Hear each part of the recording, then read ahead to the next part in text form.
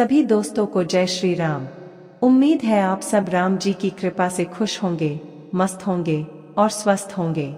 तो बिना देरी किए शुरू करते हैं आज की इस वीडियो को। क्या हुआ जब अचानक से अयोध्या में राम जी के गर्भगृह में प्राण प्रतिष्ठा के दौरान प्रकट हो गए दिव्य शेषनाग, जिनका संबंध साक्षात लक्ष्मण जी से बताया जा रहा है।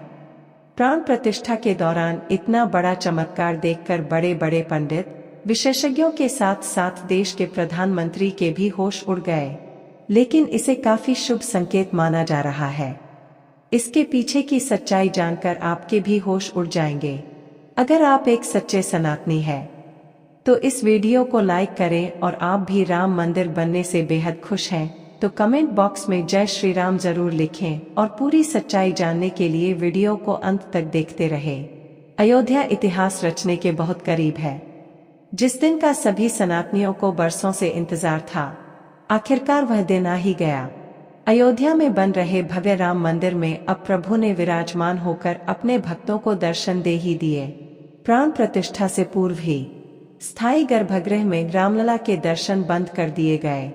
अब 23 जनवरी से दोबारा दर्शन आरंभ होंगे, जब रामलला को नवनिर्मित राम मंदिर के गर्भगृह में स्थानांतरित किया जाएगा। इस आंदोलन की आंच में पूरा देश झुलसा था। सैकड़ों ने सीने पर गोलियां खाई तो हजारों ने अपना लहू पानी की तरह बहा दिया। बात हो रही है राम जन्मभूमि यानी अयोध्या की, जो 22 जनवरी को राम मंदिर की प्राण प्रतिष्ठा हुई है। उसमें पूरी दुनिया को भगवान राम के अस्तित्व से रूबरू कराया है। इस कार्यक्रम के लिए 7,000 से ज्यादा वीआईपी को न्योता दिया गया है। लेकिन जब 22 जनवरी को विशेष ज्योतिषाचार्य की उपस्थिति में प्रधानमंत्री नरेंद्र मोदी द्वारा प्राण प्रतिष्ठा का कार्यक्रम किया जा रहा था, उसी दौरान जो बड़ा चमत्कार हुआ उसकी जानकारी आगे हमारे इस YouTube चैनल पर हम आपको देने वाले हैं। सच्चाई सुनकर आपके भी रोंगटे खड़े हो जाएंगे। जितना राम मंदिर निर्माण की चर्चा हो रही है, उससे ज्यादा प्राण प्रतिष्ठा को लेकर भी हो रही है। जब नरेंद्र मोदी यजमान प्राण प्रतिष्ठा की तैयारी करने पहुंचे, चारों भाइयों के साथ रामलला की छोटी प्रतिमा और 5 फुट की बाल स्वरूप रामलला की बड़ी प्रतिमा गर्भगृह में स्थापित की गई। सबसे पहले तो प्राण प्रतिष्ठा में जितने भी हमारे यहाँ देवता है, नवग्रह है और जितनी राशियां हैं, सभी को शांत करने के लिए पूजा अर्चना हुई।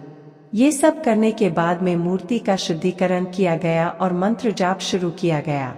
यह मंत्र काफी वैदिक होते हैं। इन मंत्रों में ऐसी शक्ति होती है कि यह किसी भी मूर्ति के अंदर प्राण डाल सकते हैं।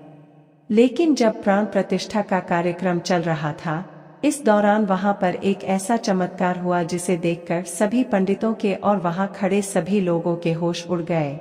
गर्भगृह में प्रभु श्री राम की मूर्ति में चरणों के पीछे से अचानक सांप का एक छोटा बच्चा वहां निकल आया, जिसे देखने के बाद सभी लोगों का यही मानना था स्वयं शेषनाग ने प्राण प्रतिष्ठा के इस कार्यक्रम में आहुति दी है।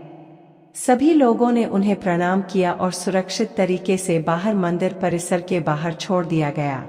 लेकिन सबके मन में यही सवाल था, गर्भगृह बहुत सुरक्षित है, चारों तरफ से अंदर किसी जीव जंतु के आने की कोई संभावना नहीं है, तो सांप का छोटा सा सांप का बच्चा मूर्ति के पैरों में आखिर कहां से आया था? क्या वो वहां पर चमत्कारी रूप से प्रकट हुआ था? इसके बाद इस चमत्कार को शुभ संकेत मानकर स्वयं लक्ष्मण जी की वहां पर उपस्थित मानकर पुनः प्राण प्रतिष्ठा का कार्यक्रम शुरू किया गया। अब सबको इंतजार था उन 84 सेकंड का, जिसके दौरान प्रभु श्री राम की आंखों से पट्टी हटने वाली थी और मूर्ति में प्राण प्रतिष्ठा होने वाली थी।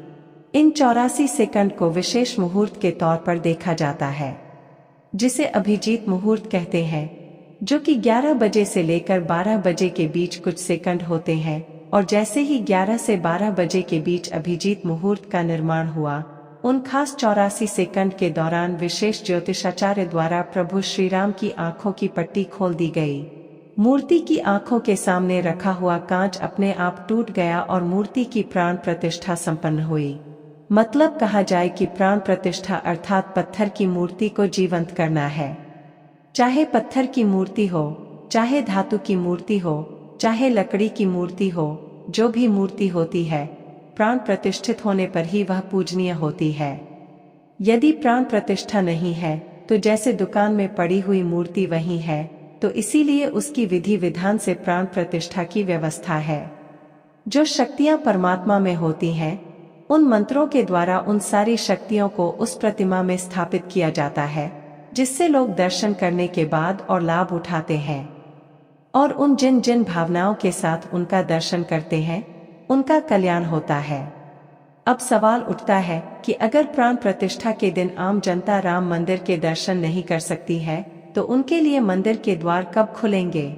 बता दें कि आम जनता के लिए राम मंदिर के द्वार 25 जनवरी से खुल जाएंगे। हालांकि मंदिर के दर्शन के लिए लोगों को पहचान संबंधित अपने दस्तावेज लेकर जाने होंगे।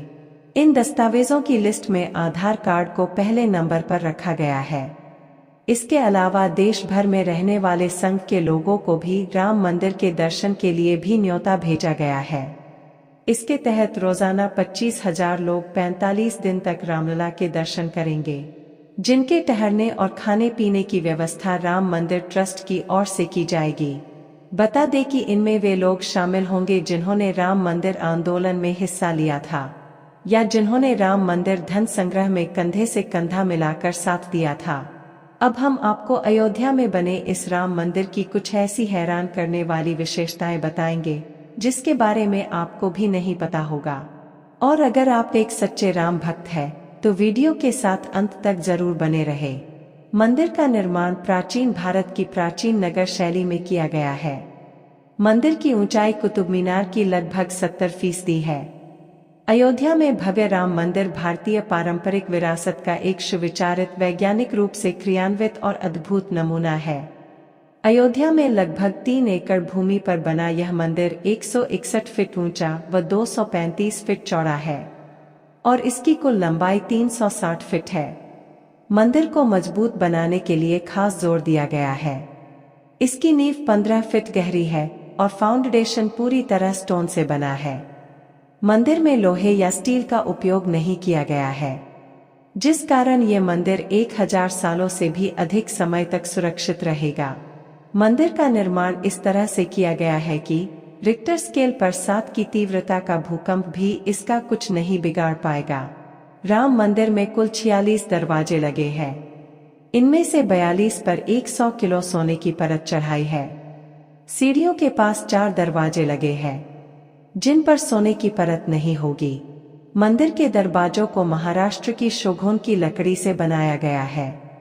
इन पर हैदराबाद के कारीगरों ने नक्काशी का काम किया है। मंदिर में रामनवमी के दिन भगवान का अभिषेक सूर्य की किरणों से होगा। दोपहर के समय जब सूर्य दक्षिण की ओर होगा, तब मिरर और लेंस से सूर्य की रोशनी रिफ्लेक्ट होकर भगवान के मस्तक पर पड़ेगी।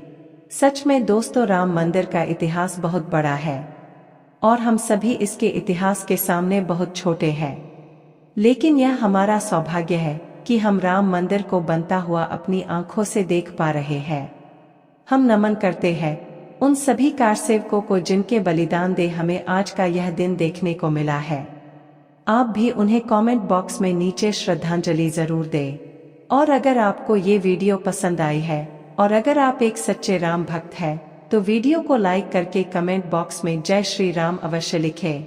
रोजाना ऐसी वीडियो देखने के लिए हमारे चैनल को सब्सक्राइब करके बेल आइकन प्रेस कर ले। अभी के लिए आप सभी दर्शकों को हर हर महादेव।